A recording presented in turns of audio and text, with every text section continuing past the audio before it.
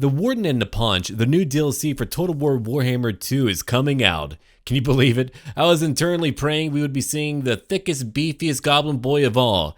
He was the morbidly obese puzzle piece I was missing all this time for the Greenskin roster. So here's what we're going to do. We're going to watch this trailer together, and I'm going to break down what we see. If you haven't seen the trailer in its own pure awesome essence, then check out the link down below to the Total War channel where you can watch it.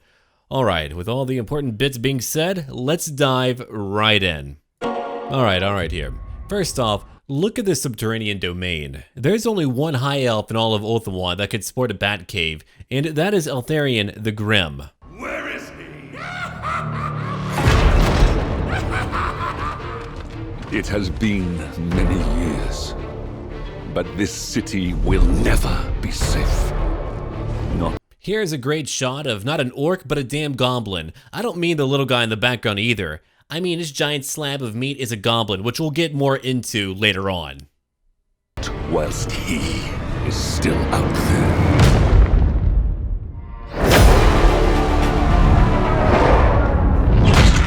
These wild suckers here are Snotling Pump Wagons, which are like chariots but powered by snotlings who are pumping and cranking to drive the belts that turn the wheels. There's a very Mad Max inspired scene here, which is of course a goblin scene too. You can't have a bunch of craziness with humans without thinking of a goblin. We'll show them pointy ears! We'll show them all! Oh, now here's something that is going to be a game changer for the High Elves. Not only do they have a new chariot unit, it's led by white lions with white Lions of Chrace in tow too. They're bound to be hardy, a lot like the Gore Beast chariots for Chaos. That's going to drive right through enemy lines and really be a pain in the back. Here's a second take on a Snotling Pump Wagon, but because it's a goblin contraption, it's got to be even more insane. These are the flappa variants for that specific unit. They make short little jumps and bounce along their given pathway because hell, why not? Is enormously as returned!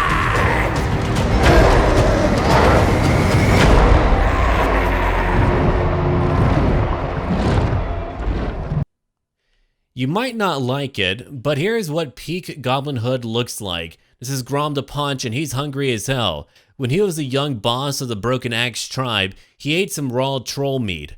Well, if you play D&D or something, you know what that means. Trolls regenerate.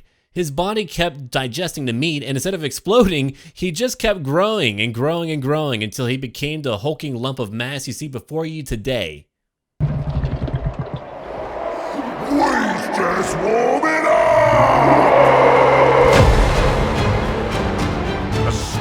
I'm assuming these are the Spire Guard of Tor Yvresse, since they have spears and bows. Like the Leathern Sea Guard, I can see these guys being a backbone unit for Eltharion's faction. I mean, trying to get some type of mounted or large creature into these guys will at least be painful for you, even though they have a range capability as well. Hybrid infantry can be quite challenging to deal with. Grom comes to Ulthuan. It is my duty. Oh yeah, and here's a rogue idol, a big old magical construct that is going to give the Greenskin something really tanky. They're going to have map support abilities too that will supplement any green army worth its salt. We have one more variant for the Snotling Pump Wagon. These are the accurately named spiky rollers. Duty to endure. It's time we give the point. These over here look like the Skyhawks. They're meant to be Eltharion's unique dual sword and bow infantry unit. A quick shot of a river troll. If a normal troll smells bad, these guys are 10 times worse. Just really think about all the muck you get from a stagnant pond or something. It's awful. They'll be great to have around, not just for the giant beatstick they have, but for debuffing enemies too. Sure, it's a little bit blurry, but still, perfection. Here's a new Phoenix unit, and it's meant to be the biggest and baddest of them all. The Arcane Phoenix is like the big, hotter brother of the Flamespire Phoenix. So that's going to be a great in-tier unit to pick up if you ever really need to spice things up with a bit of fire.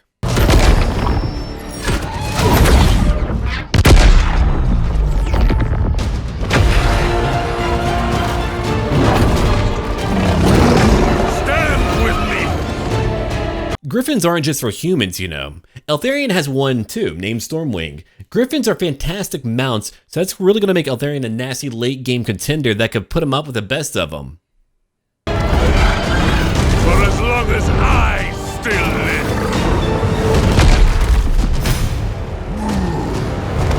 Tor Yvresse will never fall.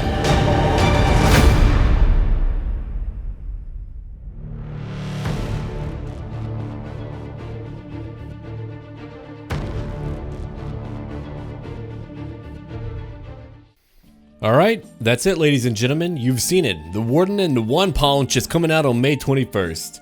That was only part 1 of this video's analysis. Now we're going to fly on over to a copy of the Steam Workshop page. After that, I'll tackle the FAQ so you can kick back, open up a unit of cold ones, and spank some Skaven. Actually, before we jump into the information that's going to be on the Steam Workshop page, we've got some screenshots to look at that you'll be seeing on that page as well. Here's a city battle where you can just make out some of the new units. It's a great showcase of what it'll look like to actually have Greenskins landing on Oath 1. Sure, it was possible before, but not without smacking a lot of heads together first. On the right and left hand side, you have a rogue idol just pounding right through elven lines. Oh, now this is cool here. Not in the eating disorder kind of way that defines Grom the Paunch. There's the White Lion chariots racing towards some Goblin Wolf Riders, with Eltharion atop Stormwind coming in, probably quoting the Dark Knight and asking, "Where is he?" And here's what I've been waiting for. Grom the Paunch on his chariot, on his pimped out ride that he never leaves. With a few Snotling Pump Wagons back there too. I haven't played Grom as of yet, but boy, I feel him and his methods deep in my bones on a spiritual level. He's who I should be. He's probably who I am. Then we have a scenic shot of an Arcane Phoenix and Rogue Idol, flexing and using their best poses. I do like the Arcane Phoenix, sure, but the Rogue Idol just makes me want to paint myself green and lift things. For Gork, well, maybe for Mork, I haven't really decided yet. Now for the river trolls with a giant river hag troll right back there. She's a hero unit, and she'll be using the Lore of Death magic, which is a magic tree that hurts a lot. So she's going to add in a lot more pain besides just using as to cast those spells for the greenskins. And here we go. The Warden and the Paunch is the latest Lords pack for Total War Warhammer 2, introducing 2 rival legendary lords in the world of Warhammer Fantasy battles, which we know all about. So here we have Eltharion the Grim commanding Yvresse of the High Elves, while Grom the Paunch leads the Broken Axe tribe for the Greenskins. Neither Yvresse nor the Broken Axe tribe are involved in the Vortex race, but are pitted against one another as eternal nemesis on a collision course to a final climactic encounter where only one can emerge the victor. And here's a little bit of fluff right over here, just about each hero, or each lord, sorry, gotta keep that correct. So down over here is a very unique mechanic, only for Eltharion the Grim. It's called Athel Tamara. In a secluded Yvresse mountainside lies the Batcave, Eltharion's base of operations. It lies in ruins, untouched since Grom's previous WAAAGH. But Eltharion seeks to rebuild it in Tor Yvresse's defense. In Eltharion's campaign, Athel Tamara is represented by a new panel where the player rebuilds structures to gain numerous unique benefits. In addition, Eltharion can use his unique Warden's Cage ability against enemy heroes and lords in battle. Should they fall while under its influence, they will be imprisoned in Athel Tamara for interrogation. So okay, we got like a type of Guantanamo Bay situation here, which is not really ethical, but considering the entire context of Warhammer Fantasy, that's okay. He's essentially mind warping and just mind breaking people like Yugi in the original manga form when he would do some messed up stuff during dark games. But anyway, Athel Tamara has a number of structures across 2 unique chains which can be rebuilt. Each enhances Tor Yvresse's defense rating and grants the following. We've got 3 little notes here. The Silent Sentinels chain can increase Tor Yvresse's defense rating and enable the recruitment and upgrading of elite Mistwalker units, plus increasing recruitment capacities for several unique elite units available to Eltharion.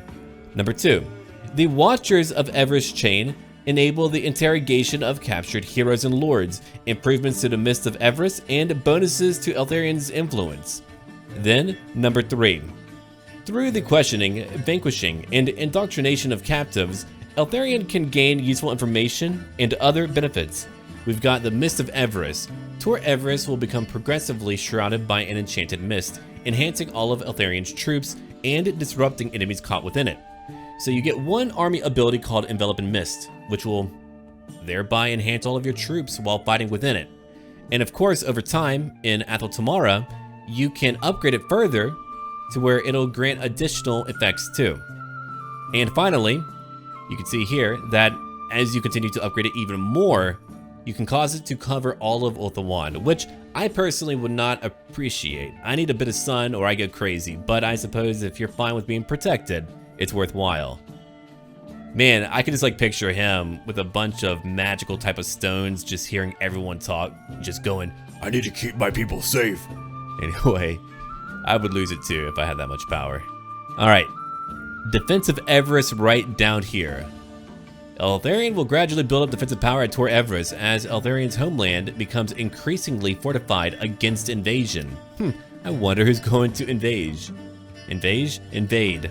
At the campaign outset, the city of Tor Yvresse will begin in a damaged state until upgrades are completed, progressing the city into rebuilt then fortified states. This is reflected in any battles fought over Tor Yvresse, affording increasingly stronger defensive abilities and options for Eltharion. So here we go. If you want a turtle, I think we finally have your faction. You can turtle up here. In fact, you can get a mist to go with your turtle too. The Yvresse defense level also expands the Mist of Yvresse to cover further regions of Ulthuan, enhancing Eltharion's forces and weakening interlopers. Yeah, trying to invade Ulthuan has already been a nightmare. It's about to get even scarier. Then we get a rite. Invocation of Ladriel. For Eltharion, the Invocation of Isha is replaced with the Invocation of Ladriel, which empowers the Mist of Yvresse. So again, there's a major theme here. Off of their coastline, they have the Mist of Yvresse, and they've made it a major core component of your faction's playstyle too, if you would like to incorporate it. Finally, let's dive into Eltharion the Grim. He is the unflinching warden of Tor Yvresse atop his mighty griffin Stormwing. He swoops into battle with peerless conviction. Eltharion wields a spear and a sword as well as being a caster of high magic, so he'll punch you in the face and heal up his friends too. This offers him the flexibility to alter his role in battle based on the circumstances at hand. His defense-focused abilities also make him excellent at holding firm battle lines. Again, if you want to play a turtle faction, you need a turtle god. Here you have him. And here's a big shout out to Ericol, a friend of mine who has been wanting the Archmage for a very long time, and is finally here, my friend. The High Elven Archmages are amongst the greatest practitioners of magic within the mortal realms. With the introduction of the Archmage, High Elf players now have access to all 8 core Winds of Magic and the lore of high magic to choose from, ideal for those who prefer a more magic-focused playstyle. Now over here we've got Rangers. High Elf Rangers are inhabitants of Ulthuan's more remote areas and are called upon in times of need. Alright, let's go on from there. We've got the Silverin Guard, heavy spear unit for High Elves. The Silverin Guard are tasked with defending the Watchstone of Tor Yvresse, a waystone of fabulous power. The Lion Chariot of Chrace. Many of the Phoenix King's bodyguard ride to battle in lion chariots. Each of these white timbered constructions is drawn by a pair of snarling war lions whose savage power is belied by their feline grace and elegantly plated manes. Then, the Arcane Phoenix, which again we have seen before. The Arcane Phoenix is a majestic and fearsome creature with a wingspan as great as any of the mighty war eagles of the High Elves, cloaked in blazing feathers that can turn the sharpest arrow. Ooh, shiny. It is a living embodiment of the destructive and purging wind of ARCHMAGE. So again, the Flamespire Phoenix is really exceeded by the Arcane Phoenix. Now to dive into some campaign exclusive units. Eltharion's Mistwalkers. The Skyhawks, swift and energetic. The Skyhawks never weary of battle, always standing ready to fight to the death if necessary. Then you have the Sentinels of Astaril, former training partners to the Warden himself in his youth. The Sentinels are amongst his most trusted servicemen. And the Spire Guard of Tor Yvresse. The Honor Guards of the Warden's Tower are Tor Yvresse's foremost defenders and the anchor around which its armies gather. Okay, the backbone of your armies right over here, the Spire Guard. Then, Athel Tamara's Faith Bearers. Once of the household of Eltharion's late father, the Faith Bearers' guilt over their master's death drives them to fight to reclaim their valor. Yeah, unfortunately his father was killed. He just wakes up one day, sees a spirit, and he sees his own father's spirit and realizes, hey, my dad's dead. Great way to wake up. Alright. Then over here, the Knights of Tor Gaval, or Gavel. Thanks to the challenges of training in their murky homeland, the Knights of Tor Gavel are rightly said to be amongst the most talented wingmen in all of Ulthuan. And of course, you've got some new regiments of renown. We're looking at 3 total. The Talons of Tor Kaleda, there it is, archers in light armor. You've got Rahagra's Pride for the Lions of Chrace, and the Omen of Eltharion. Ooh, a very special Arcane Phoenix. Now that we're looking at Grom the Paunch, let's look at his own unique mechanics and features. Grom's Cauldron. Grom has an insatiable appetite, as his girth attests to. In a Grom campaign, you'll find a variety of ingredients around the world with which to cook up a range of recipes. You get to be Grom Ramsay, Grom Orcsy, I don't know. By combining different ingredients in Grom's Cauldron, Grom and his boys will be able to feast and gain special powers, unlock a wide range of different ingredients from campaign exploration, and by meeting the Troll Hag food merchant. So if you can't find things, you can go try to buy stuff from her. That way you don't have to go to like every single part of the world in order to get what you need. You can go, hey, Troll Hag, give me that good stuff. Combine ingredients to form dishes, each of which provides unique buffs to Grom and his army. Some dishes can add special units to Grom's army. Cooking up and sampling a certain number of dishes will permanently enhance Grom himself. So if you're some type of hedonist and you just want to indulge in food and become the king glutton that you're meant to be, Grom is your avatar. He's my avatar. All right, let's have a look over here. During Grom's legendary WAAAGH, his most trusted shaman, Old Blacktooth, nearly brought destruction to Ulthuan and beyond by felling the Elven Wastestones and drawing their power into himself. Fate intervened in the form of Eltharion, who separated Blacktooth's head neatly from his shoulders. How polite. But the shaman's surging power helped him to cheat true death, so evidently he could be in the show Supernatural. Anyway, and his disembodied head serves his master still. While Niblet is Grom's chief advisor, Blacktooth will from time to time utter guidance to Grom, delivering tasks and molding the journey to his inevitable and decisive showdown with Eltharion. Blacktooth's head will also take on the role of a special item in Grom's campaign. He may be assigned to a shaman, granting the ability to summon a rogue idol in battle. Yep, a talking head will join you in battle. Alright, new units and characters. Grom the Paunch, a legendary lord. Grom, as we know, is the self-styled king of the goblins. He wields the mighty axe of Grom and rides into battle atop the sturdy chariot of Grom, with his trusty knight goblin assistant and standard bearer Niblet. The presence of Grom near friendly troops inspires them with a leadership buff. If Grom makes his way into the fighting, that buff increases. Grom is always mounted atop the chariot of Grom. They're not going to let him get off that chariot, man. You're just going to watch him roll and it won't be nice. Alright, back to that giant river hag troll. Giant river troll hags are hateful and bitter creatures, far larger and more dangerous than their common kin. Don't we know one of those in our lives? They're called a Karen. These Lore of Death casters are invested with an innate ability to shape the winds of magic as they stir the brackish waters in which they dwell. Then back over to the Snotling Pump Wagons. They're a wooden fighting platform on wheels. Like a chariot, they hurtle themselves towards foes, and we know about those. The Flappas, the Spiky Rollers, I've gone over those too. And also the River Trolls. I mean, these are like a lot of what I have covered in more detail. They're easier to point out during a video because of how, well, noticeable they are. But I did not go over the Stone Troll. Stone Trolls are a distinct breed of troll which live exclusively in caves and the mountainous regions of the world. Since they live on rocky mountains, they tend to consume large quantities of stone, the natural magical inertia of which imbues them with a certain degree of magical resistance. Okay, that's very interesting, so magic won't really bother them. Then finally, 3 regiments of renown. I've gone over the rogue item.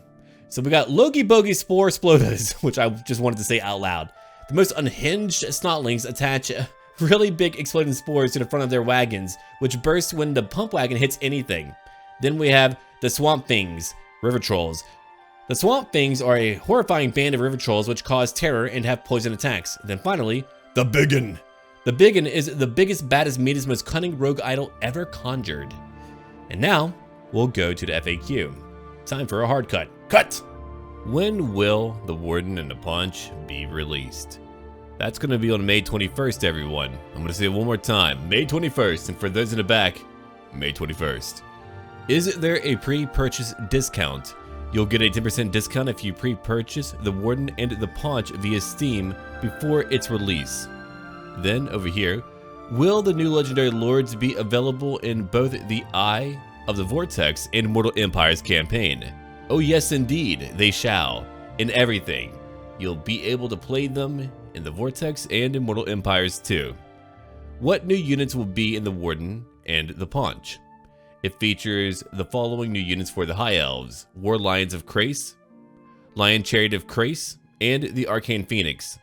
It also includes the following new units for the Greenskins: Snotling Pump Wagons, including Flappers and Spiky Rollers, River Trolls, Stone Trolls, and Rogue Idols. And all that, which I did cover already. Okay, what new mechanics will Eltharion the Grim bring to the Warden and the Paunch? Right, so I already went over quite a few things over here. Let's see, what else do we have? The Cauldron Blacktooth. Ah, here we go. We got, will there be an old world update released with the Warden and the Paunch? The Greenskins will be getting a number of updated features, most notably a rework of the WAAAGH. This will be changed to an innate race trait instead of a character ability. Greenskin units engaged in combat will generate WAAAGH points to fill up a bar. When his bar is full, the player can trigger a WAAAGH. Here's a big deal, everyone. The WAAAGH rework is finally here. I've been waiting years for it. I know that you have. Finally, we'll have a useful WAAAGH that will actually feel like a WAAAGH. There's a lot of good stuff coming out, man. Alright, let's see. Other Greenskin updates will include new chariot mounts, new character skills, unit improvements, Badlands map update, which is badly needed, haha, and a new start position for ARCHMAGE. Okay, what's the free content that will be released alongside the DLC? It will be accompanied by the free DLC release of a legendary lord for the High Elves, the Lord of the Dragons himself, Imrik. More information shall be released in time. There will also be a free mount to download via Total War Access, so they'll let you know about that. And that is it, everyone. I've gone over everything. Alrighty, boys and girls, here's my upload schedule. So we've got another embargo coming up on May 12th. I'll be showing you battle footage at 10 AM EST, 3 PM BST. Then, on the following day, we've got campaign footage. I'll be showing you that at 12 PM EST, which means 5 PM BST.